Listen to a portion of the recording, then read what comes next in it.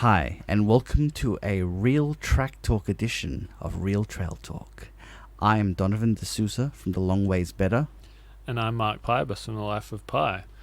Welcome to episode 56. This is part 2 of our New Zealand Great Walks series of episodes with Don and Alissa from The Long Ways Better. Hello. Thanks for coming in, guys. No problem. I'm always here, man. So we covered the Abel Tasman coast track last time, so we're on to Tongariro Northern Circuit. Yeah. And this was the one that Donovan chose for Lord of the Rings related reasons. Yep. Do you want to go into a bit more of that? Yeah, sure. This is actually, I said I wanted to do this after we finished the Overland, when there was a bit of like, oh, what next? And I remember thinking, oh, I really want to go to New Zealand. And we actually talked to people after the hike and I said, you know, we really would like to do Tongariro. And this all stemmed from the fact that this entire walk, you circle the volcano that was used for Mount Doom in the movie. So, you know, being a bit of a nerd, that certainly appealed to me.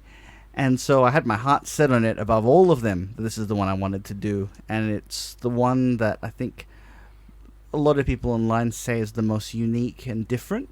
So, and also, it was, you know, compared to anything we've done, there's no comparison. So for that reason, it was the one that I picked to do. It certainly looks very interesting in terms of like the terrain that you get to see. Not just looking at Mount Doom, but just, very alpine, but also kind of like, very volcanic and not wastelandy, but stark. Yeah. Very dramatic in a different way. Yeah. So again, logistics of this one, it's on the North Island. Where's the nearest capital city and how long is it? I think Rotorua is the biggest city nearby, and Taupo. Yep, which is where a we bit closer. stayed. Yeah. So those are probably the two bases that people use to get to here. And there's also a place called National Park that is nearby, which we were very confused because there were signs saying go to National Park. But no, it's not the same place as Tongariro National Park. This is a circuit walk, so you start and finish at the same place. So it's a bit easier to manage than when we did the Abel Tasman, where it's a linear trail. And we ended up hiring a car, and while it's a waste of money because it's sitting there for days, it was also the most convenient way of doing it. And speaking of the starting point, Alissa, what is the name of the starting point? I'd like to preface this with a WH in Māori is an F phonetically, so it is called whakapapa, which I didn't know until halfway through the hike and someone had told me. But it is Whakapapa Village, which is a beautiful village. Yes. And there was a gorgeous chateau that looked like something out of a Wes Anderson. Yeah, it's called Chateau Tongariro. Yep. So, yes, we started from Whakapapa. And, we had to go straight into the visitor centre and we filled out a little notice. We had a hire car that we were leaving there for the couple of days. So, gave them all our details, and that meant I guess we didn't get fined and the car could be put in a secure spot. And we set off from there. Yep. And it's odd because it's not really that clear where the start of the trail is. There's no like big trailhead like there was on the Abel Tasman. You kind of walk down this back alley between the chateau and the information centre, and then suddenly there it is, the start of the track. I think that might be, if I was to take a guess, there's a lot of day hikes from this point. And then secondly as well, the biggest draw card for this town is the day hike, which is our day 2 in the big circuit. Yeah, that's true. So I think for that reason, a lot of their advertising and signage goes towards bus services that can take you to the start and kind of preparing people for the day hike, since I think we had either heard or read somewhere that something like 1,500 people a day? A day? I want to say that. I say that incredulously. But yeah, it's crazy amounts of tourists and kind of hikers coming through. Yeah, Not it's so considered like one of the best day walks in the world, and it is considered the best in New Zealand. Yeah. Yeah. Not so much of there's 1,500 people all around, not at the same time, but obviously it sounds like Yeah. it get quite crowded. Yeah, I think they're trying to work on that, but not there yet. Yeah. So day one, did you take any of the Chateau Tongariro's delicacies with you? No. That would have been amazing. I really had loved... If we had more time, I would have loved to have maybe stayed the night before.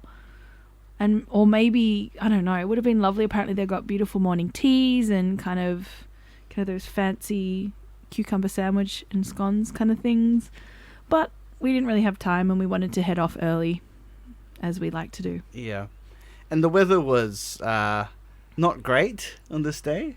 It was extremely windy, and when we got there, we didn't see that there was a mountain at all. You know, in spite of the fact that, as we would discover, it's very obviously there. We didn't see it. It was just white out. And how heartbroken was little Donnie at this stage? I was fine. We knew the weather was going to be bad. The main thing was that day 2 had to be great, and it was, so it was fine. Okay. So, not being able to see the mountain, what was it like with other parts of the terrain? Was it still pretty spectacular? Yeah, it was. I mean, I think it wasn't a great day, but there's nice bits of rainforest, like particularly at the start. The rainforest pockets are really nice, but then there was a lot of crossing dry creeks that probably when there's snow they're flowing. There's quite a lot of eroded creek crossings. Yeah. That kind of you'd kind of head down to the creek, and then it'd be a very eroded kind of path out and up.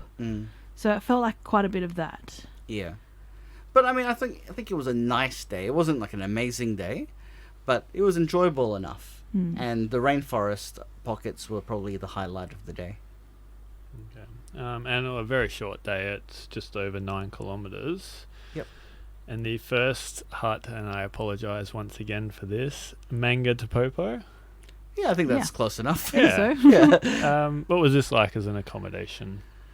So, it's again like the Bark Bay and Awaroa huts on the Abel Tasman, in that they are sort of a classic government hut style. So they're like 50 years old, and they are showing their age. Definitely the feel is you're much more crammed in than the other huts, and they have the sardine can style platforms. But I think the biggest problem I have with these two huts is that the campers share the facilities with the walkers, and as a result it seems a little bit like there's just not enough for everyone for it to go around. I have a feeling that that's because of the alpine nature of the national park, in the sense that in some circumstances it would be hard for the campers to maybe cook and kind of do their thing. Possibly, but they did have like camp kitchens on the Abel Tasman. But that's not alpine. I know, but if they could have had some sort of facility like that was enclosed a bit to keep the wind out. I think that would have been better. And if they had just had some more tables outside, because there was like a lovely deck out the front of the hut, and a few more tables would have gone a long way. However, one of the luxuries of this walk was we didn't have to buy gas, because they had gas burners in all of the huts. There were 4 burners, which you had to share between quite a lot of people, but that's one less thing to think about for this walk. I think many of the facilities of Manga Tapopo hut was also kind of designed to maybe be hidden from a lot of the day hikers, since there's large groups of people coming past. I think there was a lot of kind of like trying to hide the water facilities and the toilets so that it wasn't kind of shared by so many people. Yeah. That's just a guess, a wild guess for the way in which it's been designed. I didn't mind this hut. I think it was okay. Nice. I think the next day's one was the problem, but otherwise, it was fine. It was perfectly acceptable, and it's in a nice location, because you're sitting in a valley that sort of is leading up to the climb, so you get to see that And the weather's clear. You can see Mount Ngauruhoe, or AKA Mount Doom, out the window, which is fantastic. Cool. And did you wake up being able to see Mount Doom? We did, even though it was in darkness. So we spoke to the hut warden, and he said you should get up really early because you want to beat the walkers who are walking across from doing the Tongariro crossing. So they said get up at 4? Yeah. He said any time around then would be good. So the walkers have a bus that comes in maybe 20-minute walk from where Mangatapopo hut is. So they've already got quite a head start coming in. And he also said they're obviously going to be walking faster than you because we've got the big kind of 15, 16, 17 kilo packs on our back. So 4 o'clock was the time we got up. I was really anxious and nervous about this day, and I think a lot of people had revved it up in my head. People we'd met at the Able Tasman, then people that were at this hut with us had kind of gone, oh, it's really hard, you're going to really struggle, kind of talked me into thinking I was going to really kind of not enjoy it. So I was really nervous. I actually didn't sleep great and kind of woke up at 4 a.m, kind of bounced out with adrenaline, that feeling you get when you're kind of anticipating something. So I almost felt sick this morning because I think I worked myself into a bit of a tizzy. But we kind of got on the road really fast. I think we were out the door by 4:30.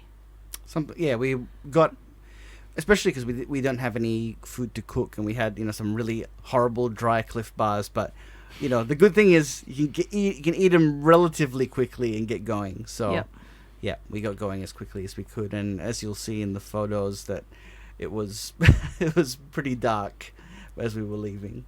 But it was that kind of that twilight feeling of just a little bit of the sun's about to rise. So it wasn't completely full on, can't see in front of my face. It was kind of just it was kind of magical, actually. I really enjoyed that we did that. Yeah, I think it was really nice to do in the morning. Yeah. Yeah. And to tackle on the stairs, so you kind of follow the valley and kind of you're slowly walking up the valley, and then you hit these stairs, and there's these giant cutout signs with a national park officer saying, "Are you sure?" And I was like, "I'm not, but I have to. I have no choice." And then you pretty much hit the stairs, and then you just go up for a long, long, long, long time. I was really grateful that there was hardly anyone. I think there was some people really early from the bus. One bus had gotten there really early, so there's a smattering of people. But it was nice to take my time and just kind of power up in my own pace, rather than what I imagine with so many people would be just a line, almost like a conveyor belt. So very, very much recommend getting there early. Yep. And it was I think one of the things that we felt about this was, and I said to Alissa that we've done harder, and the ascent, while it is not easy, it's an 800-meter ascent, which is never going to be an easy thing. But I think when people were saying, oh, it's going to be challenging and you're going to really struggle, is that they don't know that Alissa is actually a very experienced hiker. You've done in excess of 10 multi-day trails, if not more. And that's counting the Bibbulmun track as one trail. So... yeah, Frenchman's Cap was harder than this day. Yeah, and the day up to the Lake Tahune was way worse. I cried on that one. I didn't cry on this one at all. Yeah, exactly. So I asked this one early. How many times, or how many quotes were there on this day from Lord of the Rings? There were definitely quite a few. I was definitely doing the I can't recall the taste of strawberry, Sam, as we were going up towards Mount Doom. Yep, certainly. Or the, I can carry you! But we weren't actually walking together at this point. I kind of take my own pace going uphill, and Don is definitely a mountain goat. Heading up. So his natural pace is much faster, and I felt quite safe. And there was enough people around that I said, you go ahead, head up there, get your photo, because I know that with the sunrise coming, to hit the top of the Red Crater would be amazing. Mm. So I didn't mind him heading without me, and that took the pressure off me, and I could kind of walk at my own pace. So I was saying a lot of this stuff to myself, and I don't know about you, whether you were talking to yourself. There was a lot of swearing on the ascent because so the stairs were fine. You know, they're long and continuous, but the last bit up to Red Crater. Now we were lucky because the weather was good. The previous day, the winds were like 120-kilometer winds or something, Which would knock you off your feet. Yeah. But we had 5-kilometer winds, so it was pretty good. But it was also very gravelly, and it was steep. And by this stage as well, you know, you're getting pretty tired from all the climbing. But I really wanted to get to the top, and from our direction, I was the first up to Red Crater that day. There was a group that started at the other car park that had got to the top before us. But yeah, I was pretty happy to be up there, and they left, and I had the space to myself for a while. With Boris. Yes, with Boris, who got a photo of of him sitting at the can at the top because he insisted that this is something that he wanted. I'm sure he did. So did you make it up there by about sunrise? Yeah, so I got that nice sort of golden glow, you know, like the sort of the golden hour glow with the mountain. So I was pretty happy with that. And the view from the top, ridiculous, everywhere. So on one side you've got Mount Ngauruhoe, and then on the other side you've got all the Emerald Lakes and Blue Lake. And it's just stunning. That was, as I said in the best of 2019 pod, that was my like best hour, was on the top and going down from there. Cool. And how long before Alissa joined you at the top, and what mood was she in? I wasn't too bad. Yeah. I was pretty good. I think I really did just decide to take it in my own pace, and I had lots of breaks. So like I'd walk like 50 steps, have a break, walk 50 steps, or even sometimes shorter in that really kind of steep last bit of the ascent. But no, everyone around me was really lovely and encouraging. It was like, yeah, let's go, you're doing great. Because I think I made a joke to someone that I was ready to, like, I think I'm done. But they're like, one guy was like, I'm not letting you finish here. But yeah, it was amazing getting to the top. I think I was quite happy to finally get to the top after all of that. I think I was there for maybe 20-25 minutes. Yeah. And I ate, we had some Snickers bars as our reward for the day when we got to the top. So I didn't really eat much for breakfast, so I had a muesli bar and a Snickers, and I was like, yeah, this is pretty good. And you were waiting for me to take your Instagram shots. Because it's a good Instagram girlfriend. This is definitely an Instagrammable kind of place. Although ironically, I haven't shared anything to Instagram. I know. Yeah, but maybe I will get back onto it because I've got a lot of good photos from this trip. Yeah. But yeah, there's one famous point where you kind of stand and you're silhouetted by the Emerald Lake and the mountains around you. And it's kind of the famous shot that the 1,500 people climb up for. Yeah, but when we were there, you know, it wasn't that busy, so it was good. And just, I think it's that descent is probably almost more of the event than the view of Mount Doom, because you've got what? It's scary. It was a scary event. If it's more of an event. No, but I mean the lakes are spectacular though, and the scenery, yes, but the act of walking down itself was not fun. Yeah, well, it was like shale. It's basically like if you got like a surfboard, you could like surf down. You were pretty much like, you know how you go down a set of like a dune, like a really soft sand dune, and you can kind of like skate down. I just embraced it though. We had the trekking poles, so I was very paranoid about literally falling off the mountain. Like I was like I'm way more clumsier than you. Imagine I was gonna like skirt down and then just like topple to the left off to my death. Very dramatic. Yeah. That's what I was thinking. So, but you're here now, so obviously that didn't happen. Did I die? No. But it was really cool because, you know, first of all, there's these lakes and the color is amazing, but there's also like this one sort of like smaller peak that's just smoking. There's just like sulfurous clouds which smell terrible, but look pretty cool. Like it's just coming out, so it feels so geologically active, which is unusual for a West Australian when we're probably the least geologically active. Yeah, no, we've had some earthquakes. Yeah. Some people like going up the opposite way on that day too, but I personally would much prefer to have gone the way we went. Yep. Having agree. gone upstairs and then slide down the shale storm hill, rather than like trying to like work your way up the shale. And then sliding down's easier than one step or two steps forward and one step back. So, Yep. Exactly. sounds which like it. we saw people doing, and it definitely Yep. definitely looked like that. Plus then you're battling all the people sliding down and you're trying to come up, trying not to get bowled over. Yeah. Yeah. And Just a tip for people. so this is the same. Basically, the big chunk of this day is the same as the Tongariro Alpine Crossing, which is their busy day walk. And then Blue Lake, which is the big lake that you see from the top, is part of the Tongariro crossing, but not the Northern Circuit. We asked the hut warden if he thought it was worth going up there to see it. He said, nah, probably not. Especially because the benefit that the Northern Circuit walkers have is that you walk through the middle of the Emerald Lakes and you have them on either side.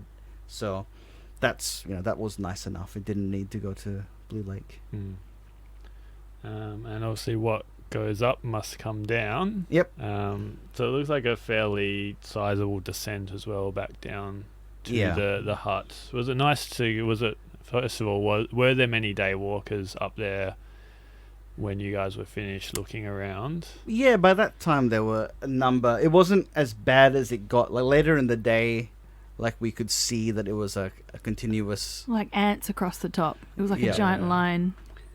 It wasn't that bad when we were there. No, when we were there, no. Yeah. But I think But it got later in the worse. day it would have definitely hit a point. Because I think just the stories that I've heard about this particular day hike is it it's a nice day hike, but it's now been ruined, especially if you go when there's a lot of people there. Yep. I think if you're lazy and go at tourist o'clock, then you reap what you sow. Like it's going to be terrible. But if you're prepared to get up early, then it can still be enjoyed, as we found it to be. So what's the terrain like going back down the mountain? So once you clear the scree shale and you clear the Emerald Lakes, you enter this sort of really different area. Because earlier on the other side near the previous hut, there was a lot of vegetation, and then this was sort of a moonscape across the top. But then we entered an area that looked almost like a desert, and it was really interesting and different. It didn't look like anything from like an Australian desert, but it had that kind of look. And they so there's a part of Tongariro that they refer to as being the only desert in New Zealand, but it still actually has more rain than what is classified a desert. So it's not a desert, but it has that kind of Desert feel. Yeah, it certainly is very empty looking and a lot of rock formations. And This was the place that if you're going to suddenly be surprised by a raiding orc party, this is where it would happen. yeah, this is many times we rounded a corner and said, "Find the halfling." We got a bit nerdy. Yep. Did you spit out your leaf of Lothlorien onto the ground for someone to find? No, we didn't, but we did actually have the leaves of Lothlorien. Yeah, we nerdily, just for the walk, I bought on eBay some like special brooches for us to wear. So that's like we were cute. part of the party. Yeah. Which then we also wore at Hobbiton. And like one of the guys at Hobbiton was very happy that we were nerdy. Yeah. I should say that when I originally wanted to do this walk in 2016, at that stage people still were climbing Mount Doom, and my plan had been to come and I was going to throw a ring in there. But now it's highly frowned upon because when Tongariro was given to the Crown as a national park, they said we will put this land aside, but it's really sacred to us. This is the Maori people who are local to the area, and they said, we do not want people to be at the tops of the mountains, and so that was something they were talking a lot about as it being kind of like an Uluru thing, that it's disrespectful to the local iwi. And they ended up a few years ago saying, we're not going to ban it, but we're going to thoroughly discourage people from doing it. And they were saying that a lot of people were being injured in the past, and their search and rescue call-outs went down hugely, while also being respectful to the people. I think it's also really lovely, the connection the people have to the land, and the relationship then also to the government. I think that if someone does injure themselves really gravely or sadly dies, as it has happened, I think the iwi people put a... So the iwi is like the tribal leader. Yeah, the tribal leader puts a... trying to think of the right word. Puts a... requests that people don't do the hike, the crossing, for a few days in respect to that person's life. And I think that's a beautiful thing, the way in which it's all connected. It's good that there's that respect. I think that the hut warden had said to us that it's like in Australia that it's often there's like a small vocal minority who get up in arms that, I used to be able to do this all the time, but generally speaking, people sort of are respectful, and it was good to see that. I don't think anyone climbed when we were there.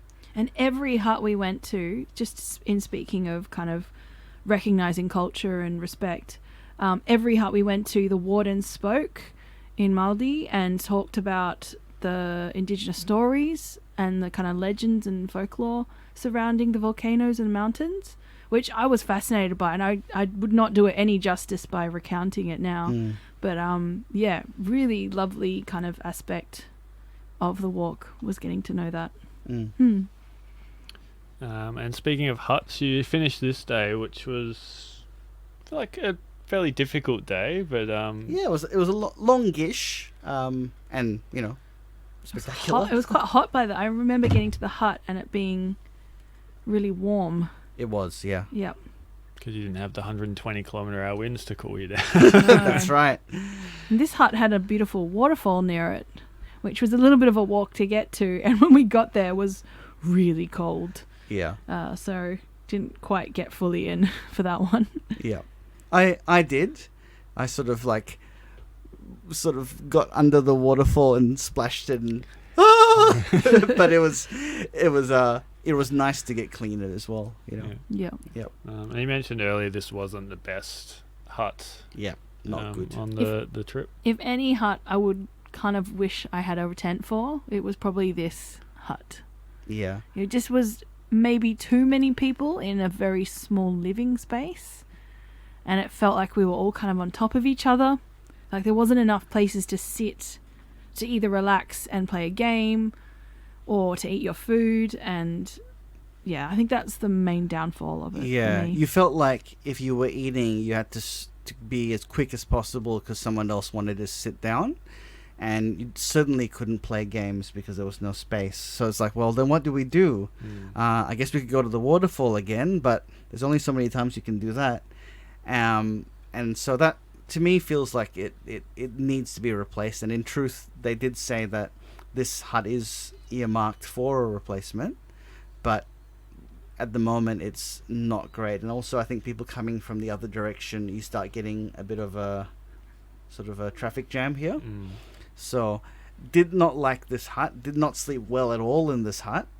This is the worst night's sleep. The worst night's all sleep. Of the hikes. And you'd think after such a big day of walking, we'd be like zonked out, but it was really hot. Well, you couldn't open the windows because there was sandflies.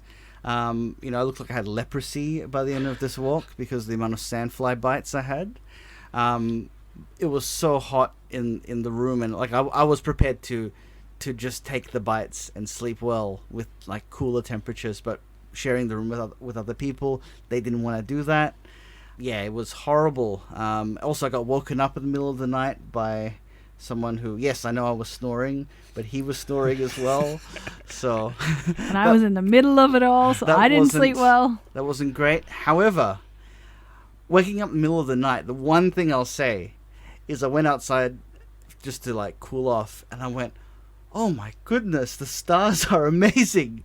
So I didn't have a tripod with which to take photos of the stars. And I don't often get the urge to, but at this point I was like, damn it, I wish Mark was here, because he would love this. Well, as a person who never actually carries a tripod on multi-days, you just need a good rock or a piece of wood to like wedge your camera in the right angle. Yeah. I felt like I just couldn't do justice to the sky. But I just stood out there for like 10-15 minutes just looking up in awe, because I've been to some really great places in Western Australia that have dark skies or semi-dark skies, but this was something else. So that was a nice side effect of what was not great. And could you see Mount Doom from this hot? Yeah, you could. So that would have been awesome. And this was New Year's Eve, I should say, as well. So it was a nice sort of it was sort of a soured celebration, because it was a lovely day and it was a great way to finish a year of hiking in 2019. But then sleep sort of made it not so good. Yeah. Well, your typical New Year's celebration, I get a lot of sleep anyway. So Yeah. Very fitting. So move on to day 3, which is on to Waiho Honu Hut. Apologies again. I probably can't do any better, so yes. Why ho? No, I'm Yeah. not going to get it either. It looked like a very short day, but not much in the terms of elevation change. Was this a relaxing day just spent meandering, or were you at the hut quite early again? We're not really meanderers. I mean, you've met Don. He's an intense little mountain goat rocket. So, it wasn't meandering, but it was definitely lovely. And I think we were both kind of a bit tired from the bad night's sleep. Yeah. So we weren't like our usual kind of full of beans. Yeah, I think we were both like, we were happy with the day that we had, because it's sort of, it was not long. And it was quite a simple day, because you head through more of the sort of deserty areas. It looks very much like you could imagine Jawas chasing C-3PO and R2-D2. Tatooine. Very Tatooine-esque. And that's most of the day, is that. And it's not a lot of variety, but it's cool. It's different. The one thing I remember about this day, where it healed my soul, was when we came to, there's like suddenly a like weird little patch of beach rainforest, like beech tree rainforest. And I didn't realize how much I'd missed the rainforest, because we'd spent 3 days walking through kind of desertness kind of terrain. Alpine terrain. Yeah. And then we hit this this little beach forest, and I just felt so much happier after walking through that. And it sounds very dramatic of me again to say like I spent 3 days through the desert. But no, this little kind of spot of forest was really lovely. It was that's where we hit the up and then back down, and that's where the last hut was quite close to the rainforest. It was beautiful. And the rainforest pocket was like a nice surprise in terms of like you're in this very deserty kind of area, and that transition was really lovely. The other thing that was really good about this day was the fact that the whole day you can see Mount Ruapehu. So it kind of looks like a less steep version of the Paramount Mountain. So it's like a classic mountain shape, and it's actually bigger than Mount Ngauruhoe. And it's sort of this cool thing, because you see this very conical mountain here, and then this much bigger, larger mountain on the other side. So, and didn't we read in one of the pamphlets at the huts that it is the only mountain volcano on the North Island that has a glacier? That's correct. Yep, it's the only bit that still has glaciers on the North Island, and that sort of, that actually really was a cool thing, because we got to drink some glacial water later. So yeah, you see this all day, and then you get to the rainforest pocket, and because it had been quite a low wind day, getting to the shelter of the rainforest was really nice, and it sort of heralds the transition, because once you're in that rainforest, it's then not much further to the hut. And staying on Lord of the Rings theme here, did you pass any Ents that you woke up? No, I didn't see any Ents. No. I was looking for Radagast as well. So you get score some mushrooms off here. He's my favourite of all of the wizards. Yep. And this hut, was this much better than the previous two? Oh, so much better. Because I guess some people sort of lazed around the previous hut, and we were like, nah, want to get out of here as soon as possible. And this hut was amazing. It was a lot like the Anchorage hut on the first day, in terms of it being a very large hut with a lot of space. No one was right on top of each other. Enough tables for everyone. There's tables indoors. There's tables on the deck outside. The deck outside has views of mountains everywhere. There's rainforest and a swimming hole down below. Yeah, it was fantastic. And we, being the first people there, again scored a good room, because everywhere is sardine bunks, except there's one little alcove that has 4 single beds in bunks, and we got 2 of them. So again, definitely worth getting there early so you can do that. And you mentioned glacial water previously, and that you got to drink some. Whereabouts was this on this day? So because this day is short, we decided to do a little bit of side tripping. So one of the things we did was we went to visit, there's an old hut that's this red old-fashioned hut that this used to be the stop that when people traveled through New Zealand and the North Island. And it's really cool to see. It's an old building. They had like a men's quarters and women's quarters. The men had a fireplace, women had no fireplace. It was pretty bad, I think, in that division. But yeah, it's really cool to see, and it's, I think that these sort of historic things are very interesting. Made me think a lot of the Overland Track, and like how they have these historic huts, and they've preserved it very well. Then we went to, there's a spring that you can walk to, which is, if you walk on the track that doesn't, so the other hut, the historic hut, is on the main track, so we kind of did a bit of what we were doing the next day. But then we went on this other track that it seems longer than you expect it to be, especially because it was quite hot. But we managed to get to the spring, and the water from the spring is basically, it's glacial water that's been filtered through an aquifer for thousands of years and springs out from the ground at this particular spot. And there's a whole river, or like a stream, that is filled with this water. And I put my water bottle right to where the spring was, and I was expecting, a WA spring where they're just like a trickle. This is gushing out. And the water was so cold, and Alissa had been sort of like, oh, is this going to be worth it? And she stopped a little bit before I got to the end, and I came back and I said, just drink this. And it was icy cold, delicious water. It was amazing. Yep. Yeah. And you were drinking that for days. Like, if you had any left of your like fancy aquifer water, you like...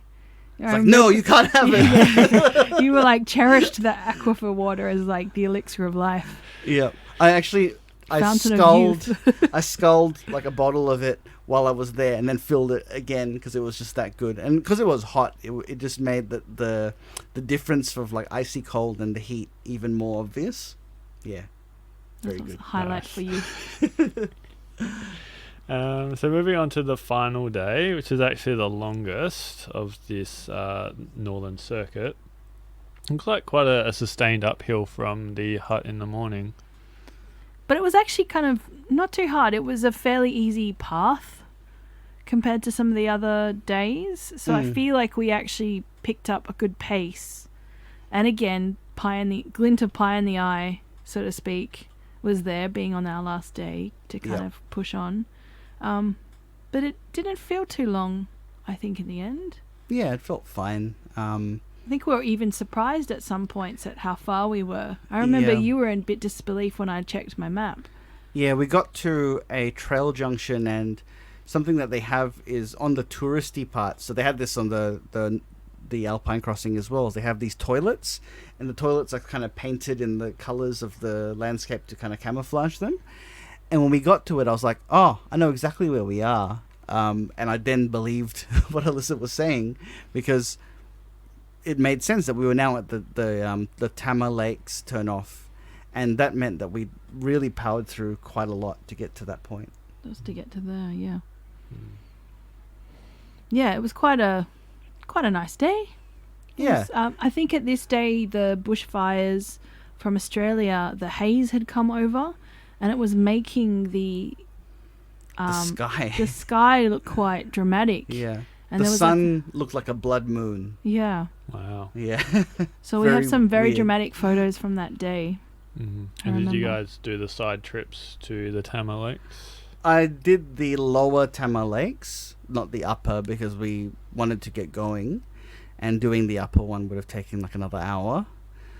Weather was okay, but you know, the lower lakes, I think because the sun wasn't really out, it had this sort of a greyish look that wasn't necessarily as nice as it would have been. Had it been a bit nicer, maybe I would have, but then on the other hand, glint of pie. Yep. Yeah. But I think the downhill section from here was really nice. You can kind of see the chateau from afar, and you know you're coming home.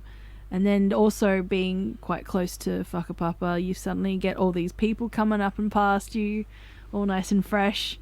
So you definitely start to get that feeling like you're heading back into civilization by that point. And I think a big highlight of this day is Taranaki Falls, which is a waterfall that's quite a impressive waterfall. This is a short side trip down to see the falls, and that was really, really cool. Something that I definitely wanted to see, because I'd heard about it and seen photos of it, and it didn't disappoint in person. Excellent. And what are the bakeries like in Whakapapa? There weren't any. No, there wasn't any Ah. bakeries, but there was a little food truck right next to. There's a caravan park there opposite the visitors centre, and there was a little food truck. And they were doing like breakfast burgers and coffees, so we stopped there and had a burger and a coffee, and it was really nice.